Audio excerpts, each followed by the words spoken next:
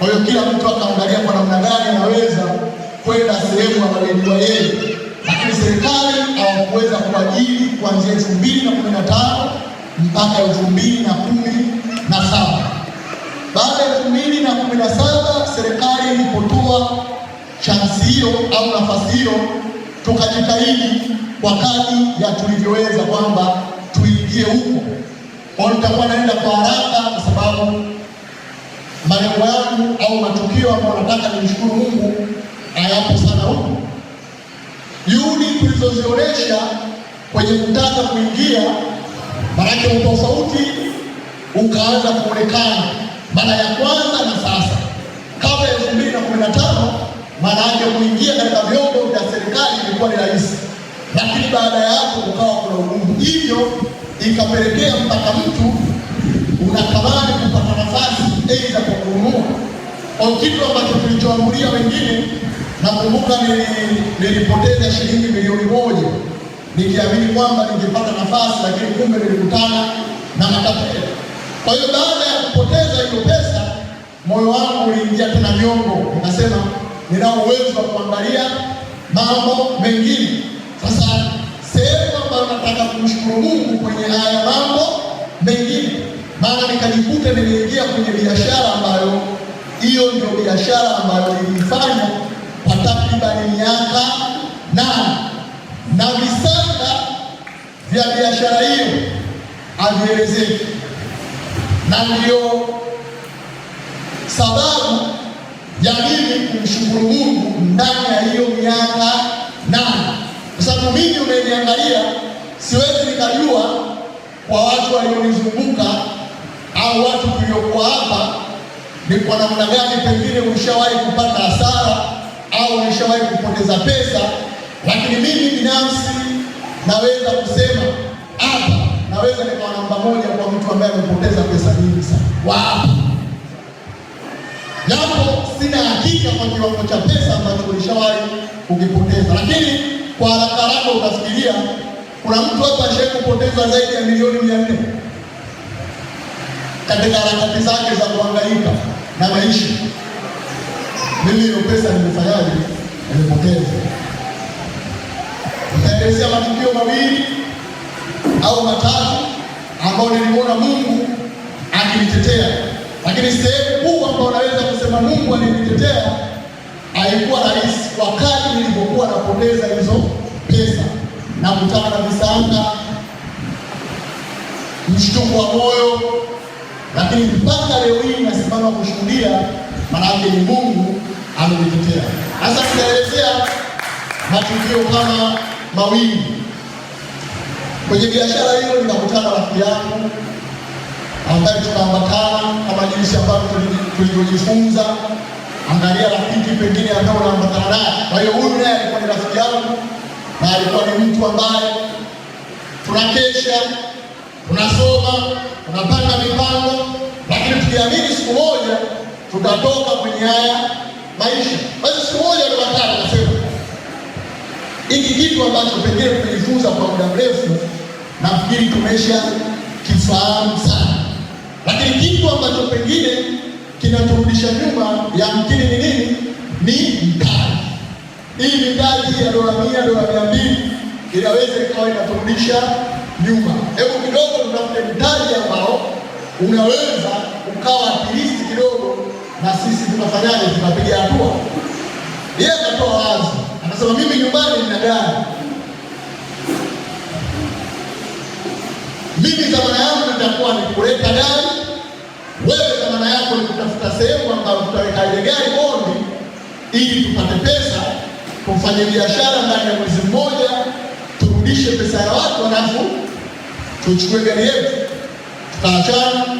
Kesho akaja akaniambia, kwa bahati mbaya alikuwa na gari 3. Akasema kwa bahati mbaya gari zote zinaondoka safarini, kuna harusi na sikutegemea kama wangechukua zote, lakini kuna kijana ambaye mimi nilishawahi kumsaidia sana, kwa maana rafiki yangu kidogo, yeye ni mkubwa kidogo ila sio sana, kwenye harusi alikuwepo.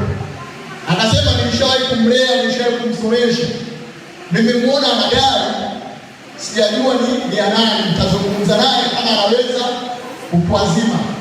Na mimi nilikuwa yeye, sasa kazi yake alikuwa pia anachukua gari anakodisha, kwa sababu alikuwa na kampuni wazungu wanaotoka nje kama ya kufanya mambo ya tourism. Kwa hiyo nitamwambia niazime ile gari tufanye kwenye kazi zetu, lakini je, sisi tuna uhakika hii pesa tutairudisha? Nikaambia sasa hivi tumeiva sana, tutairudisha. Aenda akamuita, akampa gari aina ya ST pamoja na kadi, tukachukua ile gari.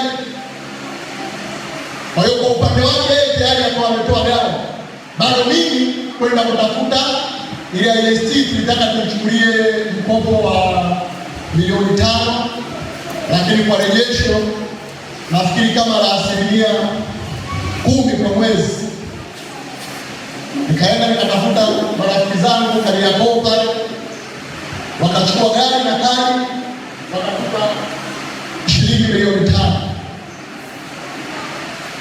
Kachukua milioni 2.5 wakatia mfukoni yeye, na mimi nikachukua milioni 2.5 tukatia mfukoni. Ni pesa ya kazi,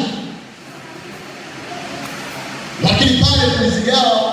Alafu kipindi hicho tulikuwa na ofisi Sinza, tukaenda Sinza tukakaa tukaanza kupanga mipango kwamba sasa tunafanyaje na hii pesa. Jamaa yangu yeye muda huo ana familia, mimi sina familia, mahitaji yake kidogo yeye mengi.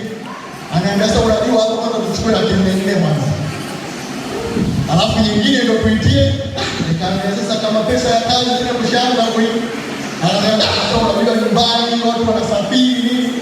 Basi nikachukua 4 yangu nikaweka pembeni, na yeye akachukua 4 akaweka pembeni, nyingine tukaitia kwenye biashara.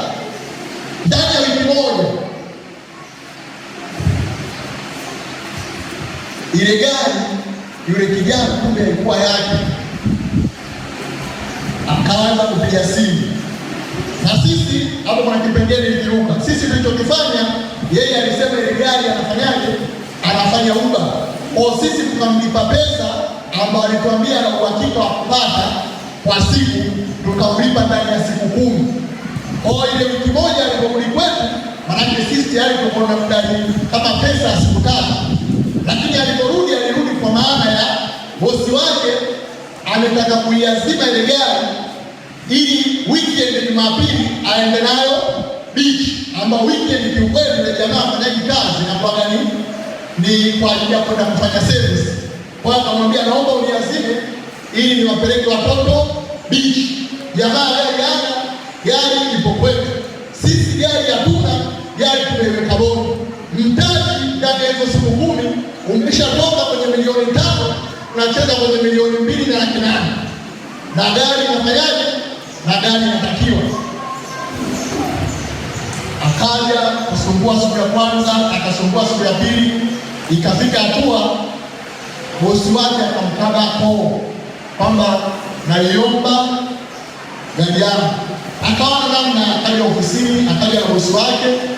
Tulichokifanya sisi, tukamwelezea yule bosi kwamba gari ipo kwenye kazi, lakini kwa upande wetu sisi hatuna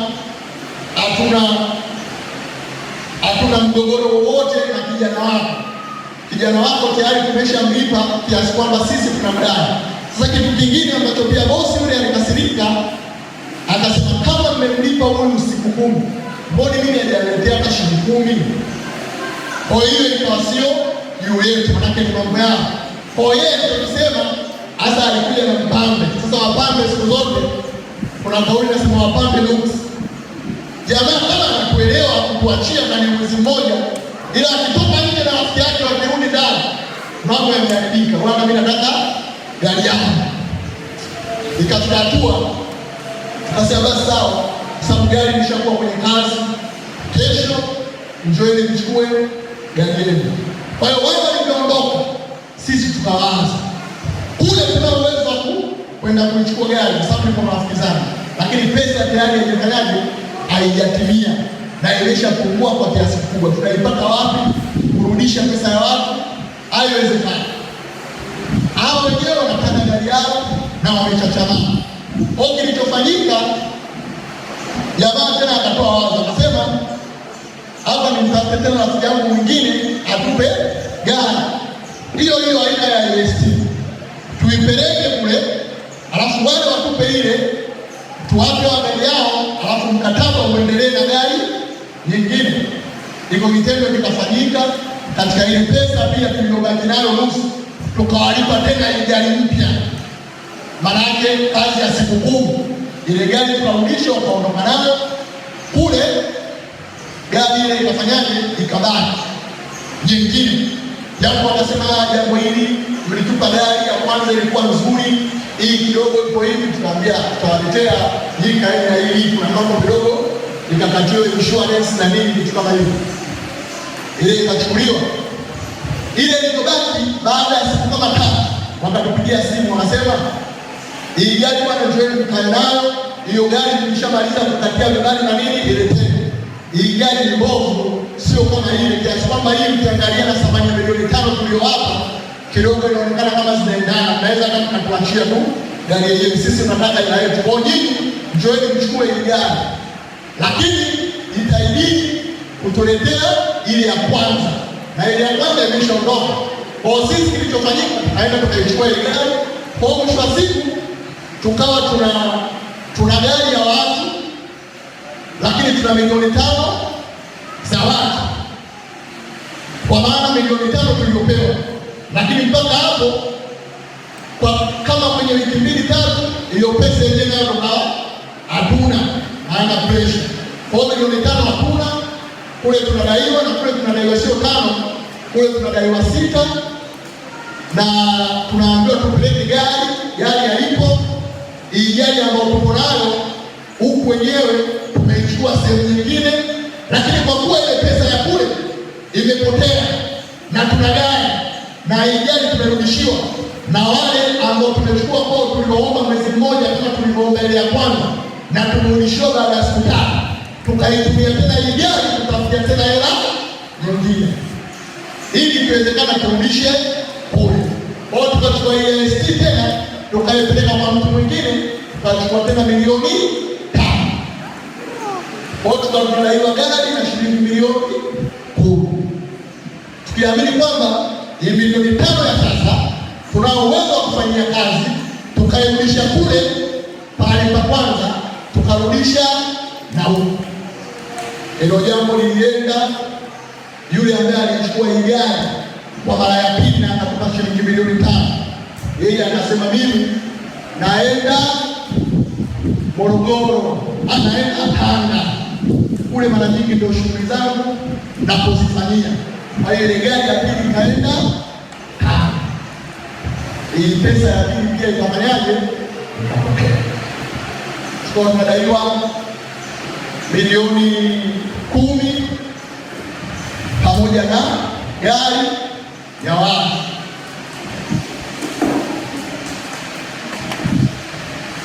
Huyu jamaa wa pili tukawa tunamlipa kwa kubangaiza, kwa maana kama ya hela ya Uber. Kila baada ya siku 10 tunatafuta tunamtumia jamaa, anajua kazi inapiga, gari inapiga kazi. Kila baada ya siku 10 tunamtumia. Ilipofika pesa ikaisha yote, ikaanza kila baada ya muda hakuna tunachomrushia, kila baada ya muda hakuna tunachomrushia, kila baada ya muda hakuna kinachomrushia. Jamaa anatafuta, mwisho wa siku atatupata. Sasa haya ndio maeneo ambayo binafsi natamani kumshukuru Mungu. Kwa nini? Na Mungu siku hiyo nikapigiwa simu, bwana tunasikia wewe unafanya mambo fulani, polisi kuna namna ambao wanaweza kukutega. Kwa akanitega, naenda maeneo ya Kazara na shangana kamata na polisi, watu kibao wamejaa mabodaboda nini. Nikamwambia vipi, akwende sini? Kaambia sawa, naacha kiapo changu pale. Basi nikarudi nikachukua sendo yangu tukaenda. Sasa hayo ndio maeneo ambayo mimi nataka kumshukuru sana Mungu. Sawa, kamata nikaingizwa kwenye gari, sijapigwa, sijasukumwa, sijaambiwa kitu chochote, isipokuwa kweli nilifungwa pingu, nikaingizwa kwenye gari. Swali la kwanza kuulizwa, nikaulizwa wewe unajishughulisha na nini na elimu yako ni ipi? Na mimi nimemaliza chuo. Kwa kumbe nyinyi mnamaliza chuo ili mje mfanye utapeli. Nikamwambia hapana, huyo mwenye gari mwenyewe anaelewa kila kitu. Natoka tukapelekwa wakaja mpaka maeneo ya kama Vingunguti, tukakaa sehemu. Sasa wale ndugu, yule jamaa mwenye gari akaja na ndugu zake wa kutosha wamuone huyo jamaa aliyechukua gari. Walipokuja, kwa sababu ilikuwa ni baa, wakanifungua pingu, tukaenda tukakaa tunazungumza. Tulipozungumza, kwa kuwa hao wa pili ni marafiki zake jamaa yangu, isipokuwa yule wamemtafuta, wamemkosa, na mimi pia walinikosa kwa muda fulani, lakini wakaja wakanipata, wakatamani sana kumpata na yule. Kwa wakasema zungumza naye. Mimi nikachukua simu, wanasema mweke loudspeaker, zungumza naye. Nikamwambia sio sawa. Nikazungumza naye. Nilipozungumza naye, ikaonekana kuna sehemu yupo, tukaenda. Lakini kauli wanazoziongea, wanasema hawa kwa kitu walichokifanya. Kumbuka ndugu wamejaa wengi na tunaonekana kama ni wezi wa gari. Mimi niko peke yangu, na pale wote wanasema hao wametusumbua kwa muda mrefu na tunawadai tayari pesa nyingi. Huyu kwanza gereji, sasa unapajua gereji, yaani unaenda kupigwa polisi mpaka unasema kila kitu, ukionekana unapinda. Lakini polisi waliponiangalia waliniona ni kama nimeyoka, wakiuliza hivi na wajibu, wakiuliza hivi na wajibu, wakiuliza hivi na wajibu, kiasi kwamba mpaka hapo nilipoambia siwezi kumweka loudspeaker, ndugu zake wakasema mweke ujanaye. Mimi nikamwambia sikilizeni, mimi ndo nipo kwenye hili tatizo, nyinyi mnataka gari yenu na pesa yenu, niacheni mimi ndo nifanye kazi. Polisi wakasema msikilizeni sasa, msikilizeni huyu anachokiongea, kwa sababu tukimkosa huyo rafiki yake huyo ataingia kwenye matatizo. Yeye ndo anajua atapatikana kwa namna gani. Kwa hiyo wakaniacha kwa pembeni kwenye meza nyingine, nikampigia. Nilipompigia nikazungumza naye, tukaenda na gari ya polisi tukakamata. Lakini milioni 10 na gari kwa wakati ule sikuzani kama ingeweza kupatikana au kama ingeweza, yaani Mungu kutenda muujiza. Lakini wiki moja kabla rafiki yangu aliniandikia akasema, kuna rafiki yangu alipigia simu ni mdada, kwa jinsi nilivyokuwa nazungumza naye sasa hivi ni mtu mwenye pesa sana, na yeye anaamini mimi bado nipo katika kiwango kile nilichokuwa nacho zamani. Kwa hiyo tukazungumza mambo mengi kiasi kwamba amedai anataka niazime milioni 20 nifanye kazi.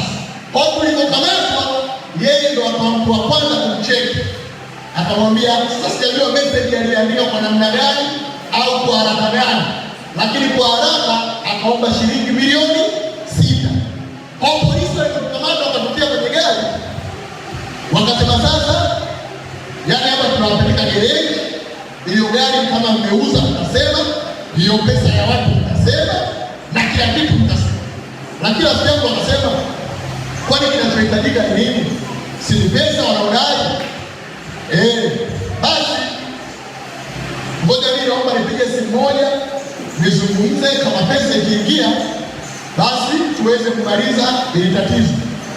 Polisi wakakejeli, wakasema kwa muda wote tumetafutwa miezi 8 hamjawahi kupata hata hizi $300 za kumpa huyu, mtaipata milioni 6 ndani ya hizi sekunde. Yaani mimi hakuna namna yoyote. Na wale jamaa anasemaje, hao lazima niwafunge, kwa sababu ushahidi wa kila kitu mnao, mkataba wao waliochukua gari, miezi ulioandikwa, pesa ambayo hawajalilipa, mambo waliyofanya. Lakini ndani ya sekunde sisi tukatumiwa shilingi milioni 6 kwenye simu hii. Huo ukawa ni muujiza wa kwanza, kiasi kwamba pesa ilitumwa kipindi tumeshaingia kituoni.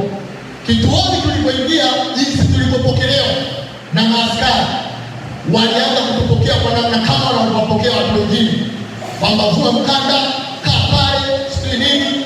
Hapo tulipokaa chini, yule dada aliyetumiwa message akawa anapiga sana kwamba kwenye laini yako haipokei pesa zaidi ya milioni 6, inapokea milioni 5. Milioni 1 ni mtume wapi? Hata sisi muda huo hatupokei simu yoyote. Hata polisi akaja akasema kwamba mbona hii simu inaita sana, kuangalia ndo namba ya yule mtu wa muhimu. Akasema kwani ana shida gani? Tukamwambia huyu anatakiwa kuingiza milioni 6. Pale pale sisi polisi tuligeuka kwa wafalme. Ndio nikamwambia polisi usiende kama una hiyo. Yaani tukapewa nafasi nzuri, tukanani, yule mama akaanza kutafuta mazingira yeye anapata wapi sasa au anakula nini. Lakini tayari udini imeshakamatwa na askari wale wawili wapelelezi waliofuatilia. Na hiyo pesa tayari sisi tulishaambia. Kwa hiyo tukaweka sehemu nzuri kiasi kwamba askari akatuingiza mpaka kule ndani, huyo tayari ni saa 4 ya usiku. Lakini sisi tuko tayari tunaamini kwamba jambo limeisha. Kwa nini? Kwa sababu ile pesa iliyokuwa inahitajika imepatikana. Kwa hiyo tulipoingizwa ndani, waskari wakutuwekea gari wakasema hawa sio wauni kama mnavyodhania, na watu waingia kwenye magereza yenu, haeni hapa. Sisi tukakaa kwenye korido, kitu ambacho ukiangalia kule ndani watu walivyobanana, vijana walivyokuwa waeleweki, kituo cha Burundi jinsi kilivyo, vijana walivyokuwa waeleweki, kitendo cha wewe kukaa kwenye korido pale, yaani unaona unakula maisha. Kwa tunakaa siku ya kwanza pale. Kibali cha pili kilichokipata, mule ndani wale vijana wanagombana sana. Yaani mtu akiingia wanaweza wakamkaba, wanaweza wakampiga, alafu wanachomuuliza kwamba huku nje ameandikisha na shirika. Kama ameandikisha na yeye, wao kuna namna wanamwambia iombe hiyo, kumwambia askari unataka maji au unataka chakula kikiletwa, wao wanakula wale kile chakula. Kwa hiyo wakawa wanagombana. Kwenye kugombana wawili, mmoja akasema wewe nishakuona sana, hao jamaa unawaona hao askari, sasa wewe endelea. Mmoja akasema kama askari ndio fresh waone kama wewe ndio mchokozi. Kwa sisi tukapewa cheo kwamba sisi ni nini? Ni maaskari. Kwa mule ndani vijana wote wakafanyaje? Wakawa wamekuogopa. Au mule sisi tukafanyaje? Tukawatulia. Nakumbuka tukakaa mule siku 2. Lakini hatuweza kula kulingana na hali ya mazingira yalivyokaa mule ndani, wanamlala, chakula wanacholetewa cha kugombania. Tukakaa siku 2 hatujala. Mmoja akasema ni jamaa kweli, ni kweli askari. Yaani sisi kila chakula kikiingia tumegombaniana, tumegombaniana. Nyinyi mbona amri mmekaa tu usiku wanapangana namna ya kulala. Sasa kituoni kuna kitanda cha zege. Kuna kitanda cha zege. Usiku, yaani sisi tumemwona siku ipoje. Yaani unashangaa kijana tu mdogo, yeye ndio kapewa kama nyasi kwa fulani kama nyapara.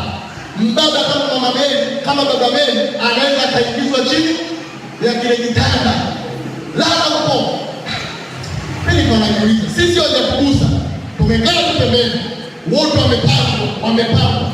Kama saa 8 imekuja kufika kama saa 8, mmoja akatoka kule chini. Anasema kwamba yote litaniua. Yaani hiyo kauli aliongea akapigwa kibao kasokomezwa tena kule. Sasa mimi nasema huyu anashindwa kujitetea. Yaani hayo ndio kama mazingira ya mule. Baada ya siku 2 tukatoka. Tulivyotoka ikawa safari ya kwenda Tanga kuifuatilia ile gari. Maana ile gari ipo Tanga. Sasa nifupishe kidogo.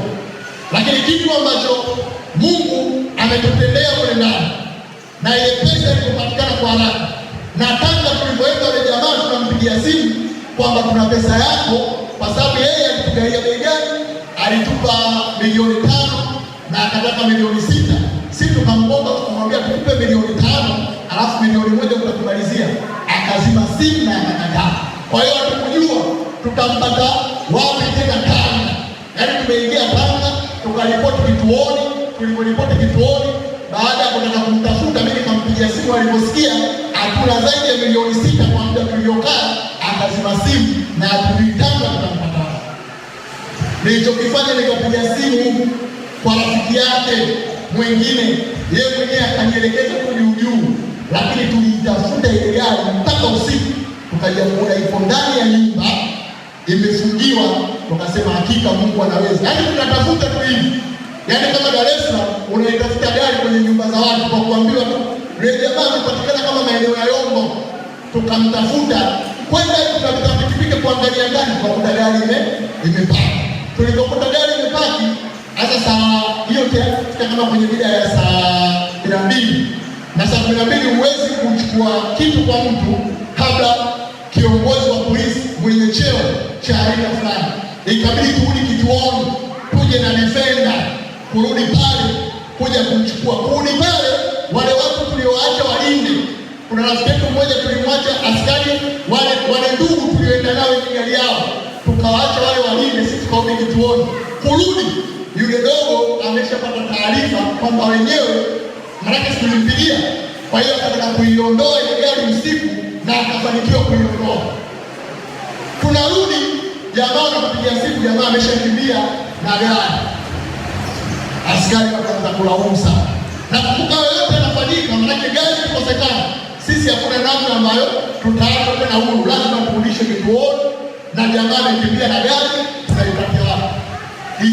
Tuko kwenye defender, tukarudi hivi mjini, tunakutana nao. Jamaa amepaki, kumbe yuko dukani kwa kaka yake, anamuomba hela ampe aitie mafuta aondoke kabisa na mkoa. Kwa alichokifanya, alikamatwa, alipigwa, sababu akaambiwa sasa wewe ni mwizi. Kwa nini? Kwa sababu ikiwa wewe ulitoa milioni 5, hata kama ilikuwa inaliba na umeambiwa kuna milioni 5 na nyingine mtaandikishana polisi, kwa nini unataka kukimbia na gari ya watu? Kwa mwisho wa siku akakamatwa, akapigwa, tukaona tena hapo. Kumbe mtoto baba yake alishawahi kuwa kamishna, kuja kurudi hapo tunawakuta baba yake, kesi ikaanza kama upya. Lakini nilipofika hapo, marafiki zangu pia nao wakaja, Mungu akawa ametuonekania na ametutetea kwa namna hiyo. Bwana Yesu asifiwe. Kwa hiyo ninayo mengi ya kumshukuru Mungu, lakini yani siwezi kumaliza. Bwana Yesu asifiwe. Siwezi kumaliza, lakini yote kwa yote tunamshukuru Mungu.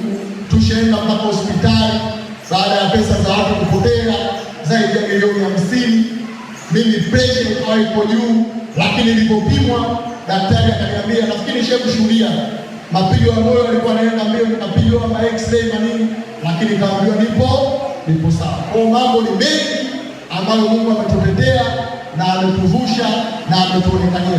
Na ndani ya mwaka huu, kitu ambacho naamini Mungu ataenda kutuonekania sana, kwa sababu kwa muda huo wote ulikuwa ni muda wa mafunzo na tumesha hitimu. Sasa tunaingia kwenye maisha rasmi.